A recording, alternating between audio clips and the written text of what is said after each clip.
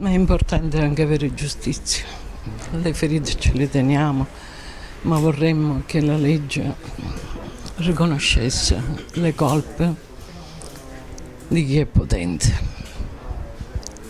Quando io mi sono mossa con mio marito abbiamo chiesto informazioni ad amici, giudici, avvocati. E che fai? Ti metti da solo contro l'università?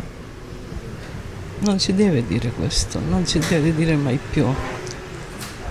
Ogni cittadino ha il diritto di avere giustizia, il più piccolo dei cittadini. Crede che si possa arrivare finalmente ad avere giustizia? Ma devo credere, che altrimenti tutta la mia vita sarebbe un fallimento e non voglio questo. Ho sempre sostenuto che bisogna stare dalla parte della legge, dalla parte del giusto e quindi non posso dire altrimenti.